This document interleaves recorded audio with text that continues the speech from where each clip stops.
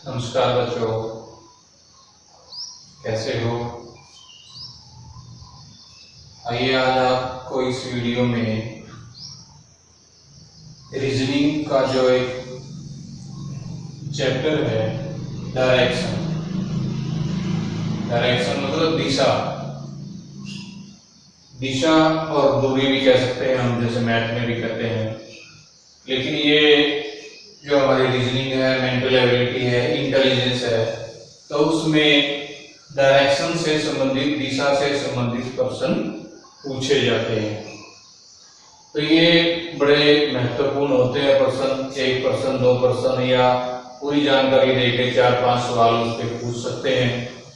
तो इससे को मतलब हम हल करने से पहले हमें कुछ कंसेप्ट हमारे क्लियर होने चाहिए, और उस कंसेप्ट पे जाने से पहले मैं जो सवाल मैंने लिखा है उसको एक बार आपको पढ़ देता हूँ आपके लिए।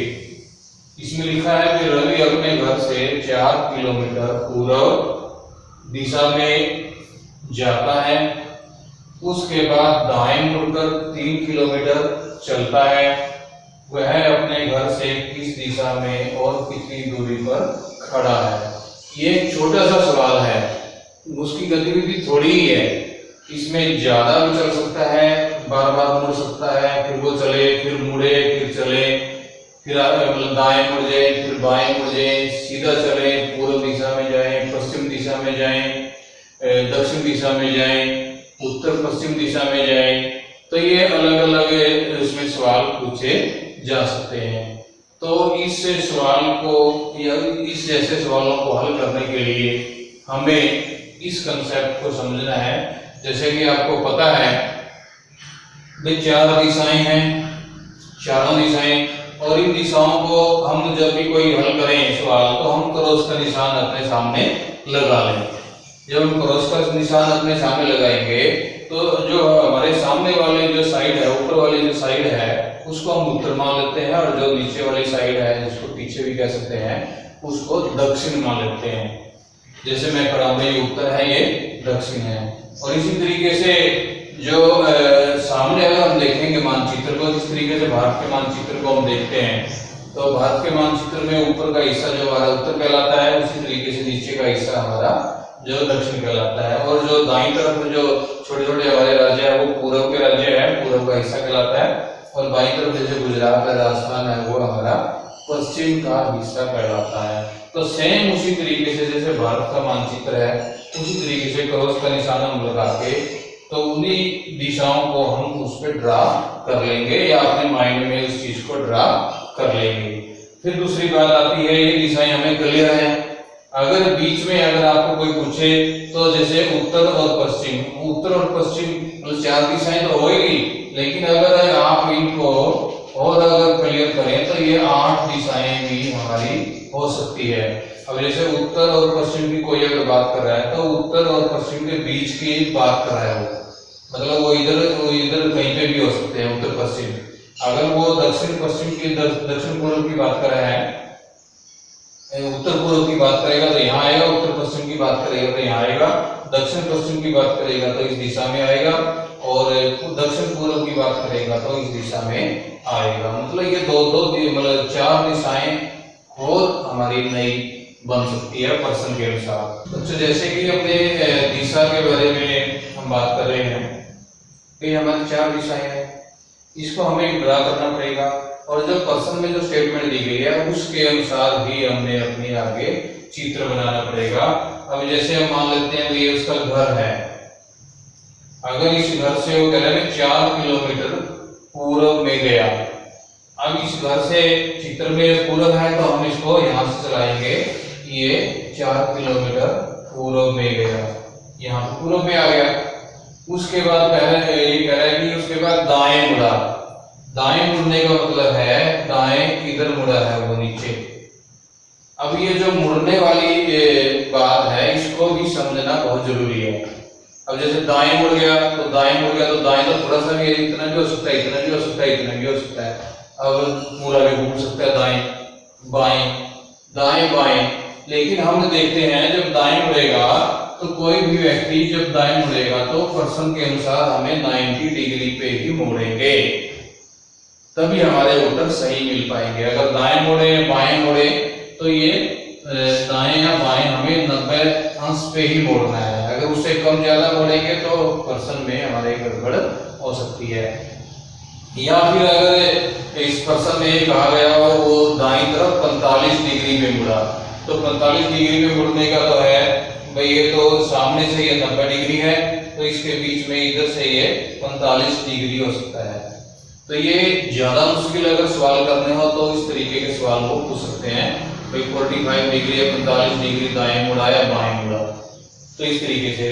लेकिन ये सिंपल सवाल है, आपसे पूछे जाएंगे तो इसमें 4 किलोमीटर वो चला है, दाएं मुड़ा है तो दाएं मुड़ के वो 3 किलोमीटर चला है, तो ये यहाँ पे पहुंच गया है। अब ये उसका घर था, अगर यहाँ पे हम क्रॉस का निशान लगा लें और इससे ये देखें कि उसकी दिशा जहाँ पे ये खड़ा है इस जगह से, जिस जगह से वो चला है उस पे आप इसको आगे बढ़ा के हम देख सकते हैं कि ये और इस दोनों के बीच में उसकी दिशा पड़ती है। अगर प्रश्न में ये कहेंगे 4 किलोमीटर इधर है पूर्व में तो वो भी गलत है, या नीचे कहेंगे वो दक्षिण में है वो भी गलत है। तो यहाँ से ये जो दिशा इसकी ये लगभग ये पड़ती है, इस जगह पे वो व्यक्ति खड़ा है। फिर इस पे कई सवाल और भी पूछ सकते हैं भाई वो किस दिशा में खड़ा है, ये पूर्व है ये दक्षिण है, तो हम कहेंगे दक्षिण पूर्व दिशा में खड़ा है। एक तो हमारा उत्तर ही आएगा क्योंकि दोनों दिशाओं के बीच की दिशा है। अगर वो इसके नजदीक है, आधे से ज्यादा नजदीक है और उत्तर हमारी सिर्फ एक एक दिशा का दिया गया है अकेले अकेले, तो हम इसके जो नजदीक है तो उसका उत्तर देंगे। अगर वो दोनों दिशाओं का उत्तर दिया दक्षिण पूर्व पूर्व पश्चिम इस तरीके से, तो फिर हम उसका ध्यान रख के इस प्रकार का उत्तर देंगे। फिर बात आती है कितनी दूर खड़ा है। अब ये दूरी के लिए तो आमतौर पे बच्चे हुए 4 किलोमीटर वो चला, फिर 3 किलोमीटर चला तो ये 7 किलोमीटर हो गया, लेकिन इस तरीके से वो उत्तर का मतलब प्रश्न का जो उत्तर है वो गलत हो जाएगा। क्यों हो जाएगा? क्योंकि ये इससे नजदीक की दूरी देखनी है, सीधी दूरी देखनी है हमें, और सीधी दूरी देखने के लिए वो जो गणित का जो सूत्र है पाइथागोरस का, आधार लंब और कर्ण का, विकर्ण का या कर्ण का हम कह सकते हैं। तो ये 90 डिग्री का है, इसको आप आधार मान सकते हो, इसको लंब मान सकते हो। और 3 का वर्ग और 4 का वर्ग आधार का और लंब का वर्ग कर्ण के वर्ग के बराबर होता है। 3 का वर्ग हमारा 9 है और 4 का वर्ग 16 है, तो ये 25 है, ये 25 5 के वर्ग के बराबर है। तो ये 3 का वर्ग 4 का वर्ग ये 5 का वर्ग बराबर होता है। तो ये 5 किलोमीटर, ये जो दिशा है ये 5 किलोमीटर में हमारे उत्तर में आएगी। तो यहाँ पे हम 5 किलोमीटर इस तरीके से, 4 किलोमीटर, 7 किलोमीटर या 8 किलोमीटर, और साथ में अगर दिशा की बात है तो ये पूर्व दक्षिण, पूर्व पश्चिम या पूर्व उत्तर, इस तरीके से पूर्व, अकेला पूर्व और पूर्व पश्चिम, तो गलत उत्तर भी दे सकते हैं। एक सही उत्तर आएगा तो 5 किलोमीटर पूर्व दक्षिण या दक्षिण पूर्व। दक्षिण एक दिशा, पहले इधर का नाम ले ले या इसका नाम ले ले, कोई भी आगे पीछे दक्षिण पूर्व कहे या पूर्व दक्षिण कहे एक ही बात है। तो यहाँ पे 2 उत्तर एक ही सवाल में पूछ सकते हैं। इसमें इसके अलावा ये भी पूछ सकते हैं, अगर आप इस सवाल को और आगे से समझो, भाई वो अपने घर से अब किस दिशा में जा रहा है, उसका जो फेस है वो किस दिशा में है। अब जैसे यहाँ पे गया है तो यहाँ पे खड़ा है तो सामने वाली दिशा में उसका फेस है, हम कह सकते हैं कि उसका जो चेहरा है, उसका जो फेस है वो दक्षिण दिशा में है। नीचे की जो दिशा है उसकी वो दक्षिण की दिशा है। तो ये जो डायरेक्शन का जो सवाल है उसमें हमें कागज पे लगातार पेंसिल को या पेन से हम चला के इसका मानचित्र बनाना जरूरी है। जब तक आप सही तरीके से मानचित्र नहीं बनाएंगे तब तक वो आपको सवाल समझ में नहीं आएगा। सिर्फ जुबानी या दिमाग में या वैसे सोच के उत्तर देंगे तो वो आपसे गलत हो जाएगा। और जब हम मानचित्र बनाएंगे तो मानचित्र जैसे जैसे ये कहता जाएगा उसी तरीके से हम पेन को चलाते जाएंगे। दाएं मुड़ता है तो दाएं मोड़ देंगे, बाएं मुड़ा है तो बाएं मोड़ देंगे। अगर कई बार ये कहते हैं कि पीछे मुड़ा तो पीछे तो ये बिल्कुल ऐसे पीछे मुड़ जाएगा, 180 डिग्री पे मुड़ जाएगा। अब वो दाएं मुड़े या बाएं मुड़े तो पीछे ही होता है, 180 डिग्री से वो दाएं तरफ से घूमे या पीछे तरफ से घूमे। या अगर कोई ये कहे बिल्कुल 380 डिग्री 360 डिग्री अपने उस पे घूमा है तो इस तरीके से भी वो घूम सकता है।